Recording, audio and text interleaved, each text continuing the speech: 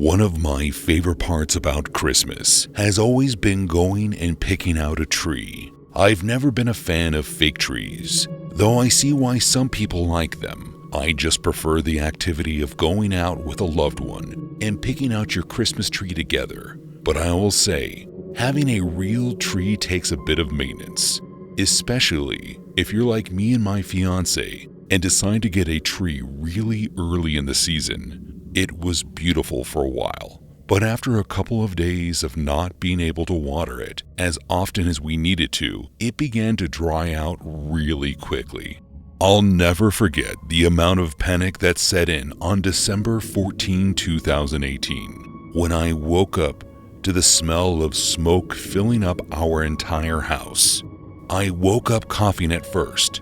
I thought I had gone blind because when I opened my eyes, I couldn't see anything. I quickly realized that it was due to the thickness of the smoke that was surrounding us, and I turned to wake up Claire. I shook her as hard as I could, and thankfully she woke up. Just like me, Claire was in a panic. The two of us rolled out of bed and dropped as low on the ground as we could. There was a small pocket of breathable air underneath the massive blanket of smoke, which allowed us both to breathe a tiny bit better. We both began crawling toward our bedroom door, and as I touched the door handle, it almost immediately burned my hand. I was able to turn it enough to open the door before my hand pulled itself away in pain. And as soon as the door opened, our room was illuminated by a bright orange light that almost cut through the smoke. The fire was coming from the living room, and right away I realized that I had forgotten to turn the lights on the tree off that night. I began guiding Claire through the hallway, on our hands and knees as the smoke began falling lower and lower. The closer we got to the living room, the higher the temperature went, but the only way out was through the front door, so there was nothing else that we could do. We both continued to cough violently as we made our way into the living room.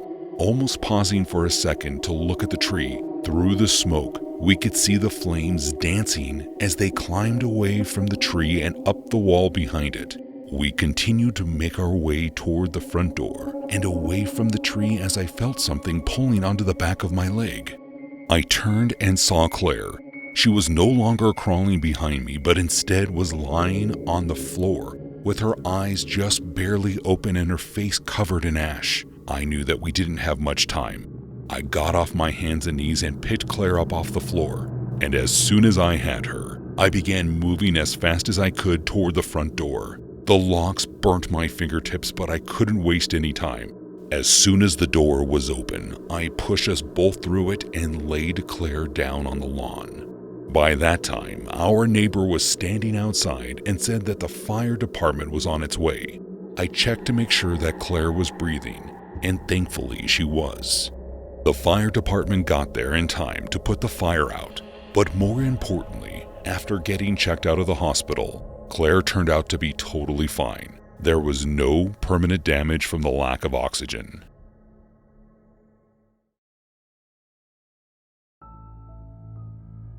It was Christmas Eve 2019, 3 years ago, but it feels like it was just yesterday. My girlfriend Marcy and I finally managed to get a house of our own just a few months beforehand, and we couldn't have been more excited for Christmas to get there.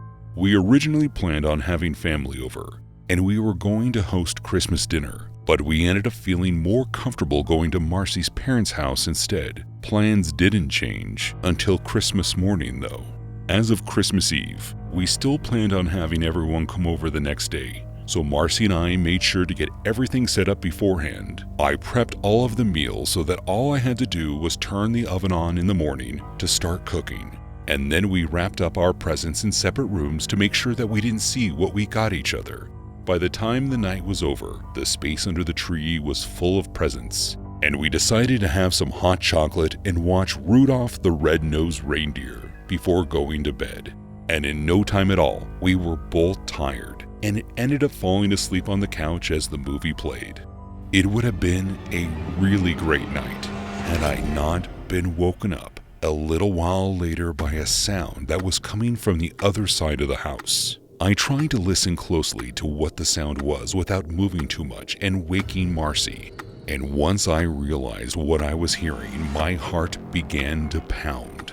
I tried my best to stay calm as I woke Marcy up and told her that I needed her to grab her phone, quietly get into our bedroom, lock the door, and then call the police. She was confused at first, but once she heard the sound of the back door in the laundry room creaking open, she understood what was going on.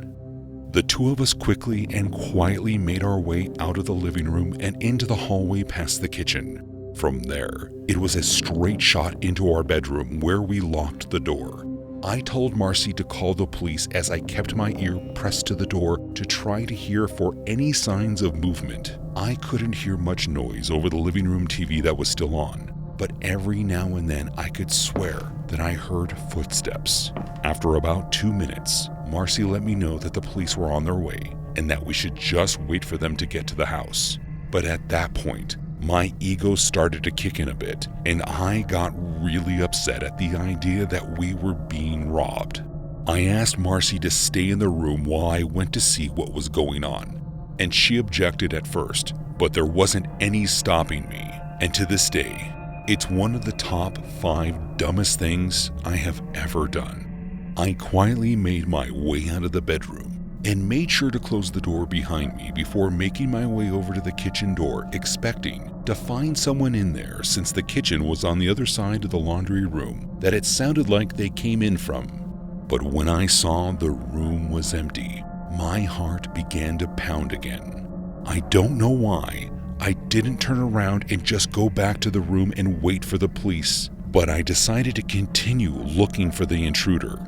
I walked past the kitchen and into the living room, which is where I saw that someone was in fact in our house. He was standing near our tree and had one of the presents in his hand as if he was inspecting it. I could see that there was an open backpack on the floor next to him, with another small present of ours sitting beside it. I took a second and checked to see if I saw a weapon, but when I didn't see any, I assumed it was safe for me to confront the man. I called out for his attention and asked him what he was doing in my house. He jumped as he realized that I had been watching him, but he didn't say anything. I asked him again what he was doing, only this time he responded by slowly putting the present that he was holding down and pulling a gun out of his jacket pocket. He pointed it toward me, and I knew that I shouldn't have gone out there that night. Without thinking, I took off down the hallway and rushed into my bedroom.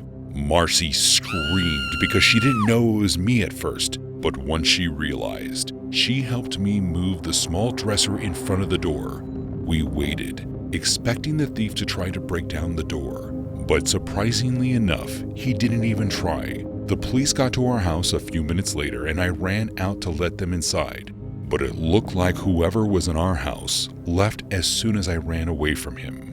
3 of the presents that we put out for each other were missing, but other than that, we were okay. But since we were a little shaken up, we decided to have Christmas at Marcy's parents' in the morning instead of our house.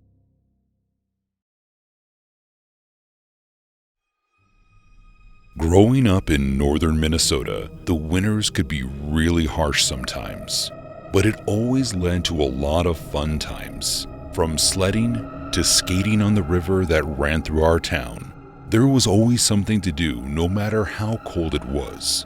Now, growing up with a family of hockey-playing older brothers, it was no surprise that I got into ice hockey, and more often than not, when we were skating on the river, my brothers and I were running drills and practicing. So when my skates started not to fit anymore, it seemed like the perfect present to ask for around Christmas, especially because of how expensive they could be. We didn't always get what we asked for during the holidays, but my parents always tried. So I wasn't surprised that year when I woke up Christmas morning and found a fresh pair of blades sitting under the tree just waiting for me to break them in. We finished opening up our presents and then all had some breakfast together, but as soon as we were done, it was like organized chaos. My oldest brother went back to sleep. My second oldest brother began playing some video games that he got, and my brother Jason and I decided to go out on the ice. Jason's a year older than I am, and since he got a new stick that he wanted to try out and I wanted to break in my skates, it was perfect. The walk to the river from our house was only about 15 minutes.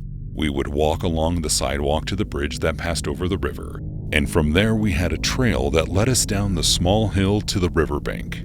Skating on the river was something that everyone in our town did every year, and we all knew what signs to look for to make sure that it was actually thick enough not to fall through. And since we had been on the river the day before, we figured that it was still just as cold and shouldn't have any problems. So as soon as we got down to the riverbank, we threw on our skates and began gliding across the smooth, icy surface. The new skates fit great, and they were super sharp, so it felt like I was sliding across an oiled-up surface. It was a lot of fun for a while, even after I began helping Jason practice some of his plays. But about 2 hours after we began skating, right as we were about to head home for lunch, I heard it. There's a really subtle sound that ice makes before it begins to crack, and if you're standing on the surface at the time, you can almost feel the ice shift under your feet. Jason and I both heard and recognized the sound and began quickly skating toward the edge of the river as gently as we could. I was relieved when I saw my brother fall into the snow on the side of the river, but within a second, that relief was ripped from my body. All I remember is the feeling of my body going into shock as the ice beneath me cracked and separated, causing me to drop into the ice-cold water beneath its surface. I tried to grab onto the edge of the ice, but was pulled under by the slight current before I could get a grip. The cold water pierced through my clothes, and I knew that I had to react quickly. The further that the current pulled me away from the hole, the less likely I was going to make it out alive. Thankfully, the current wasn't that strong, and I was able to swim against it. I pressed my back to the ice above me, hoping that once I found the hole, I would pop right out. But after a minute of swimming forward, I realized that I must have missed the hole somehow. I couldn't hold my breath much longer, and panic began to set in as I opened my eyes to look around for any source of light that could be a sign of the hole that I fell through. And eventually, I was able to find it. I swam back over to the hole and took in a deep breath of air as soon as I could. Jason had grabbed a fallen tree branch and placed it right next to the hole for me to grab onto. Once I had grabbed it, he pulled on the other end and brought me over to the riverbank. The two of us rushed home as fast as we could, and as soon as my parents saw me, they sprang into action, doing everything they could to warm me up.